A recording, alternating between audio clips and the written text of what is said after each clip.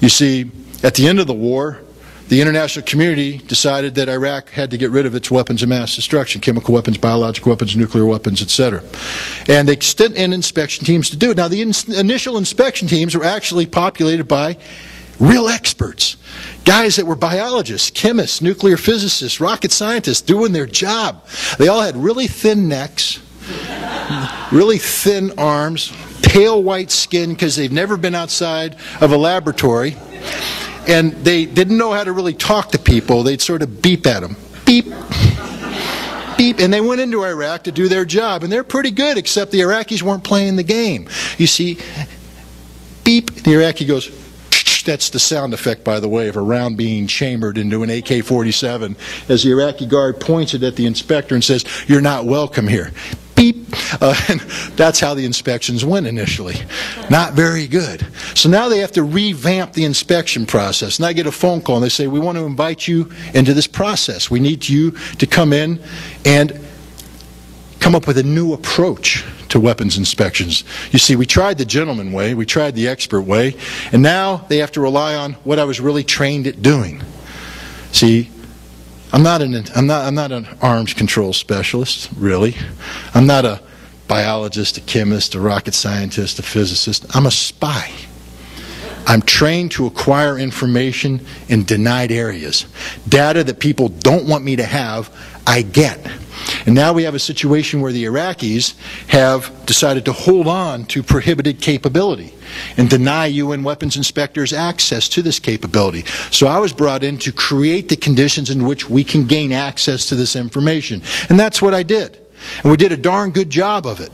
The Iraqis were lying to us in 1991. By 1995, we could account for 95 to 98% of Iraq's WMD capability. And they did not go gently into that good night. It's not as though the Iraqis rolled over and said, "Here's the information." We had to earn this. You guys seen that show? Are you familiar with CSI? You've seen CSI Las Vegas, CSI Miami. They're always in really cool places. We were CSI Baghdad. We weren't as good looking as the people on TV, but we're 10 times better. We did a good job.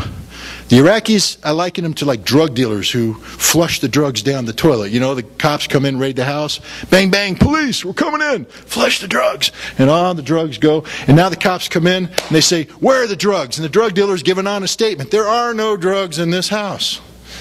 The cops say, "Where are the drugs you had?" Now they lie. "We never had any drugs in this house." Well, this is the Iraqis. You see, we're hot on their tail. So in the summer of 1991, they blow up all their WMD and bury it underground without telling us.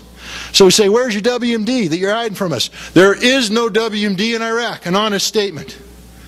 "Well, where's the stuff that you were hiding from us?" "We were never hiding WMD from us." That's a lie.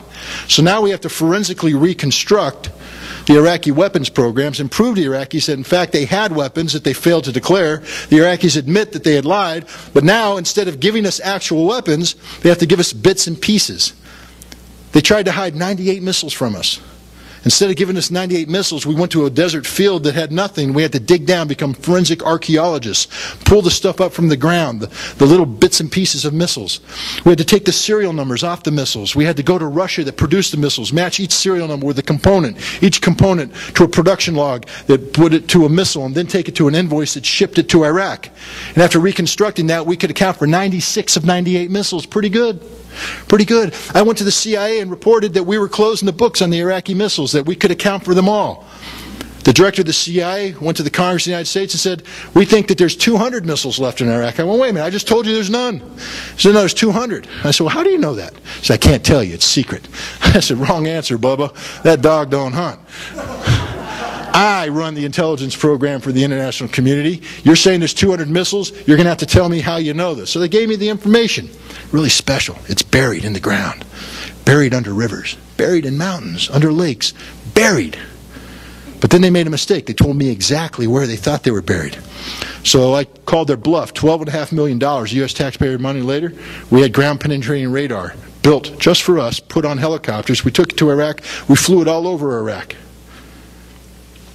How many missiles do you think we found? None. Zero. Went back in '93, reported to the director of the CIA and said, "There are no missiles left in Iraq. We're back to our original assessment." Director of the CIA told me to leave the office. Called my boss and said, "That Ritter's a clever little kid.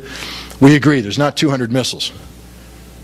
there's 12 to 20, and that number will never change, no matter what you inspectors do. That's when we came face to face with the reality that the United States of America wasn't concerned about Iraq's weapons of mass destruction, that they had another agenda, and that agenda was removing Saddam Hussein from power.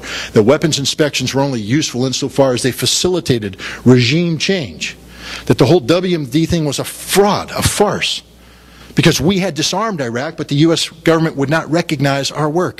In 1993, we could determine that we could account for all of Iraq's ballistic missile capability. In 1994, we could say the same thing about Iraq's nuclear capability. In 1995, we could say the same thing about their chemical weapons capability.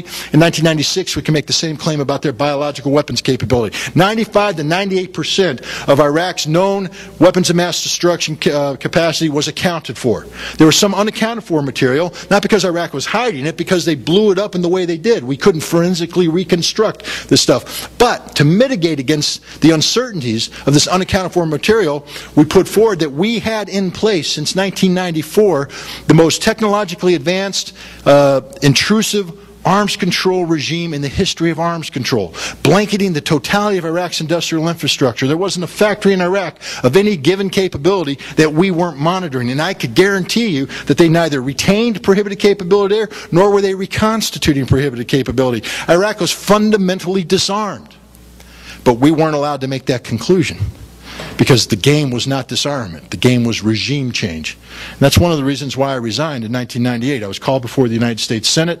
I was questioned by the senators, especially those Democrats who were concerned that my speaking out was hurting the Democratic President, Bill Clinton. Remember, long before George W. Bush lied to us about WMD in Iraq, Bill Clinton invented the lie about WMD in Iraq. This isn't a Democratic problem or a Republican problem, ladies and gentlemen. It's an American problem. So I get challenged by Joe Biden, who says, "Who are you to speak out? Don't you think you're operating above your pay grade?" Perhaps I didn't have stars on my shoulder. I used to have a little bronze oak leaf, major, but I wasn't a major. I was just there as the most important pay grade America's ever seen. You see, with all due respect to Joe Biden and the other senators who tried to denigrate my qualifications to speak out, not only was I a former weapons inspector, a chief weapons inspector who ran the intelligence programs, meaning that there wasn't anything the CIA knew that I didn't know. There wasn't anything the Mossad knew that I didn't know, because I spent a lot of time in Israel, spent a lot of time in Germany, in France, in England.